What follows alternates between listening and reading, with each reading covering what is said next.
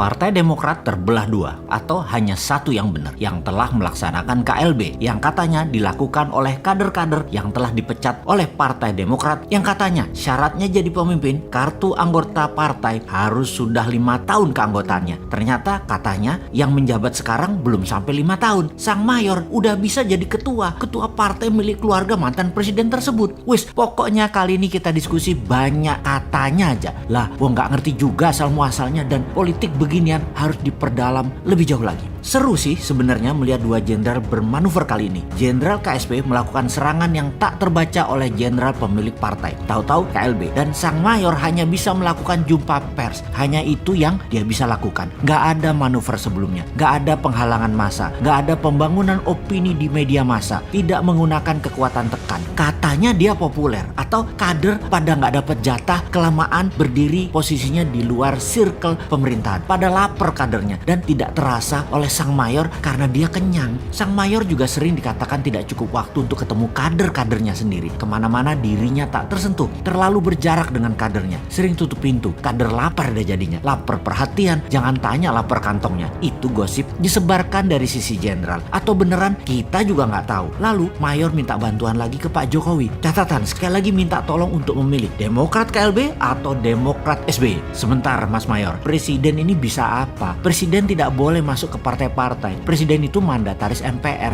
menjalankan pemerintahan, gak ngurusi partai. Kalau mau menang dalam berpolitik, kekuatannya adalah meritokrasi, prestasi, bangun peacock effect, bangun efek ekor merak. Ekor merak prestasimu mana Mayor? Misalnya apa kayak gitu? Gile, gue sampai bingung mendaftar prestasi meritokrasimu apa sih untuk rakyat selama ini. Oke, gini deh, walaupun Sontoloyo, Bosman ini berusaha keras sekali untuk membangun meritokrasi dirinya sendiri. Berat, sangat berat. Uang kampung soalnya, gak kayak kamu. Bapakmu presiden ke-6 Indonesia, asetmu akeh, asetmu banyak. Bosman coba bangun Mardigu Nation, cara cerdas bernegara versi generasi digital yang akan bersaing dengan old money. MMT, printing money, melawan hutang IMF dan FDI misalnya. Kemudian solusi ekonomi dengan TINA, di mana bunga deposito 0%. Lalu membangun bottom of pyramid, membangun para UKM. Banyak strategi new mind dalam bernegara untuk anak milenial dan Gen Zilenial. Dua generasi digital ini semuanya di Mardigu Nation ini dikatakan masih teori, tapi setidaknya kita punya platform bernegara. Calon pemimpin lain di tahun 2024 nggak punya, masih pada ikut old mind, bernegara pakai hutang, pakai asing membangun ekonomi. Dengan cara kayak gitu sulit berdaulat. Generasi new mind sudah lengkap strateginya kalau mengikuti Mardigu Nation. Lalu meritokrasi adalah membangun ekor meraknya. Bosman ini mana? Dinaran adalah tool ekonomi untuk Indonesia, yaitu rupiahnya punya underlying. Bersama Dinaran tidak ada inflasi di rupiah Anda secara personal dulu, lalu mengangkat ekonomi bottom of pyramid dengan urun dana UKM. Bosman punya Santara. Dua hal ini walau berat adalah bagian dari usaha meritokrasi strategi untuk terlihat berprestasi. Masalahnya Bosman gak punya cukup uang anggaran seperti para gubernur yang mau manggung dia pakai alat APBD, menari-nari menciptakan karya di wilayahnya untuk dijual. Ya sudah, kita pakai cara lain, yaitu swasta murni sekalian mempraktekkan SWF pribadi yang namanya Dinaran, kemudian Santara membangun UKM yang sudah nyata. Semua hanya untuk membuktikan Mardigu Nation bisa jalan beneran, bukan hanya wacana. Cara untuk menyeleksi funding di Santara bagaimana? Yang terbaik adalah dengan mengadakan seminar bisnis MMBC. Setiap angkatan ada sekitar 300-an peserta. Tiap bulan diadakan dan dari sanalah UKM AAA yang itu nilainya E dalam profit, E dalam manajemen, E dalam mengelola pasar dan produk. Mereka itu semua menjadi calon penerbit di Santara untuk listing di Santara. Target kami adalah menarget 10.000 UKM menjadi penerbit di Santara dalam 3 tahun ke depan